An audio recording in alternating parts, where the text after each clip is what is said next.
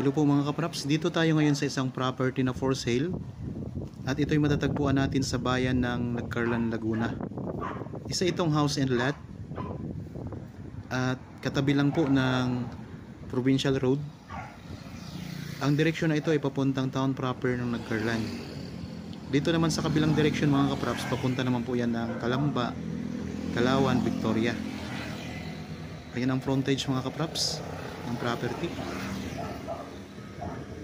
Tara, punta tayo mga kapraps, pasukin natin at ipakita ko sa inyo ang loob ng property. Pasok na kayo. Yan, ito yung direction papuntang Calauan, Victoria, Calamba. Tapos dito naman sa kabila, ito yung papuntang town proper ng Nagcarlan. Meron na itong linya ng kuryente at saka tubig. Marami ditong mga dumadaan, kaya pwede rin kayong magnegosyo mga kapraps. Okay, pasok tayo. Dito sa harapan ng bahay, ito yung parking area. Sale.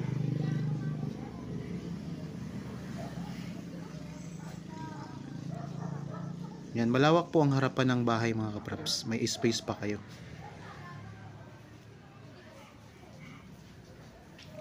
Ang bahay po ay mayroong dalawang kwarto, kaya pupuntahan natin, ipakita ko sa inyo Okay lang kasama kayo sa ang video. itsura ng loob ng Okay bahay. lang kasama kayo.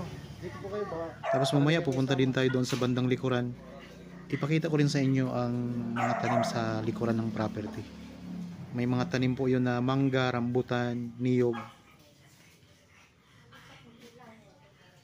Okay, dito muna tayo sa loob ng bahay. Sige po. Bali lahat po ng gamit na nandito sa bahay mga kapraps ay kasama po sa bentahan. Ito po ang sala. Yan, malawak po ang sala nito mga kapraps.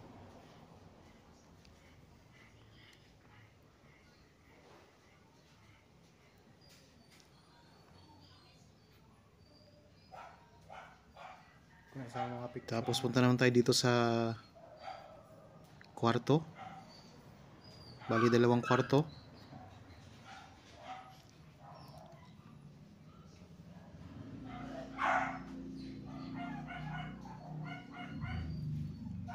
So malawak din po ang kwarto mga kapraps.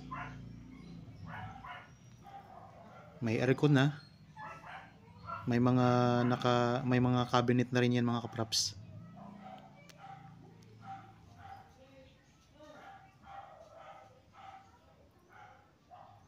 Kung sakaling interested kayo sa property na ito mga kapraps, pwede nyo kaming kontakin sa mga contact details na nandyan sa inyong mga screen. Tapos punta naman tayo dito sa kabilang kwarto.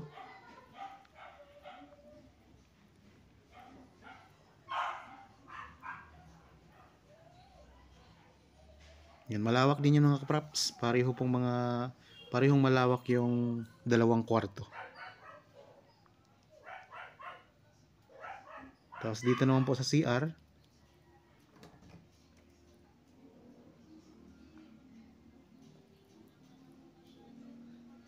Ito yung shower room.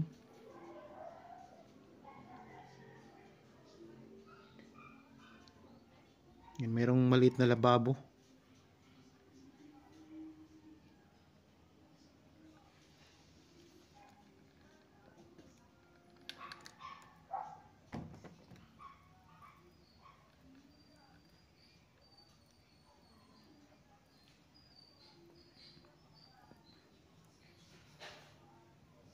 Okay, sundan nyo lang po ako mga kapraps hanggang sa matapos itong video para makita nyo ng buo itong property. Yan, dito naman tayo sa kusina, sa dining room.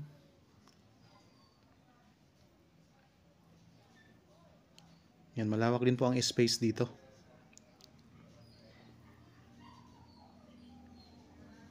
Yan, may mga cabinet na rin yan. Mga built-in cabinet mga kapraps, mayroon na rin.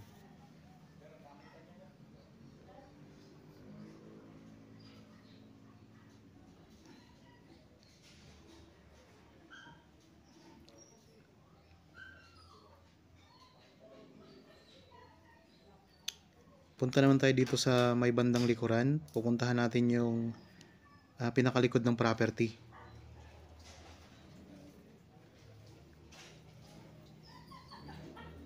So meron din itong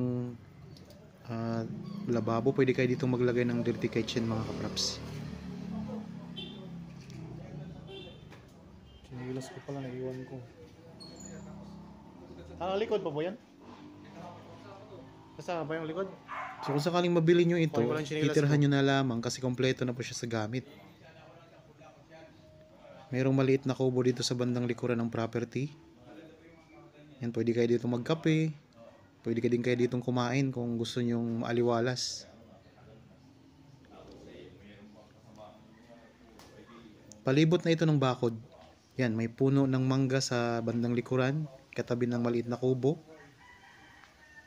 Yan, ito yung bakod mga kapraps, oh. Tapos ito yung space, malaki pa ang space dito sa bandang likuran.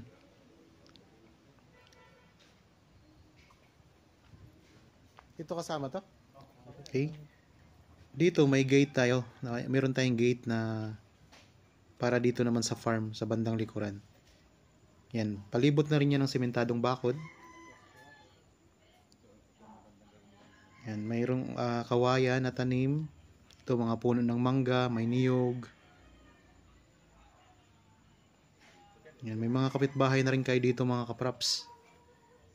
Ito, puno ng mangga. So maraming mga tanim dito. May space pa. Ito yung kawayan. So parang ornamental bamboo po siya mga kapraps, oh. Okay. Ayan ang ito, may mangga pa dito.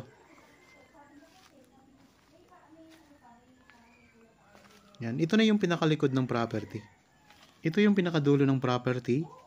Ito yung may bakod. Patag na patag ang lupa mga kapraps. Ito naman ang puno ng rambutan. Ayan. So, pwede pa itong tayuan ng bahay kung halimbawa gusto nyo pang maglagay ng bahay dito sa bandang likuran. Yan, pwede rin kayo magtanim-tanim dito ng kahit anong tanim, gulay, pwede rin po. So may space pa dito. Ulitin ko lang po, ang kabuang sukat nito ay 1,189 square meters. Isang house and lot na mayroong maliit na pwedeng gawing farm sa likod ng property. Square meter So marami pang space. Mayroong 2 kwarto. At mayroon itong 2 CR. Mayroong kubo, ito yung mga kapraps sa bandang likuran. Tapos ito, mayroon pa kayong space dito na pwede nyong magamit pa. So kasama lang lahat ng mga gamit dito sa loob ng bahay mga kapraps sa bentahan. Ito naman po ay matatagpuan sa bayan ng Nagcarlan, Laguna. So ang bayan ng Nagcarlan ay katabi po ng Liliw, ng Santa Cruz, Pagsanhan, Rizal, malapit lang po San Pablo, katabi lang din po ng Kalawan. Okay? Punta naman tayo dito sa may harapan ng property. Ayan, mayroong ditong water tank. Yan, may water pump din dito mga kapraps. Ito yung source ng tubig. Yan, nandito na tayo ulit sa harapan ng property. Okay? Ito yung water pump mga kapraps, oh. So, palibot na to ng bakod. Kaya kung nagustuhan nyo mga kapraps, ano pang hinihintay ninyo, kontakin nyo na po kami sa mga contact details na makikita nyo sa description box.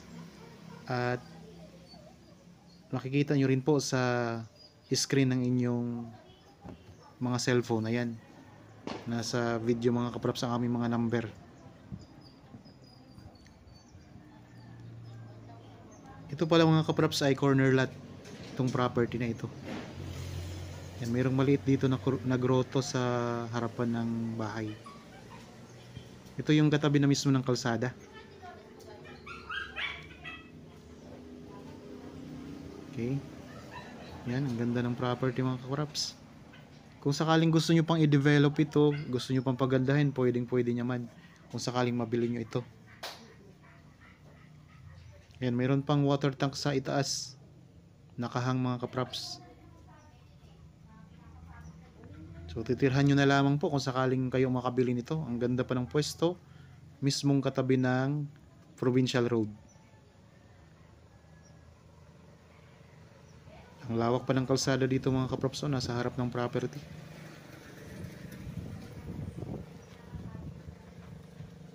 So ito yung mga kikita natin sa harapan ng property mga kaprops. Ang daming dumadaan dito.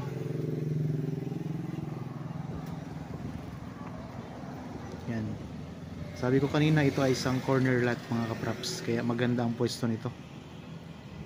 Kasi mayroon itong daanan. Ito mga kaprops, yan, daanan yan papasok doon. At yun yung pader ng property, yung bakod na semento. Okay, sana nagustuhan nyo po ang property na in-offer ko sa inyo ngayon. Para po sa mga bago pa lang sa akin channel at napadaan lamang po dito sa akin channel, huwag nyo pong kalimutang mag-subscribe at pindutin na rin po ang notification bell para maging updated kayo sa mga bagong property na i-offer po namin. Maraming salamat po, lagi tayong mag-iingat at God bless po sa ating lahat mga kaprops.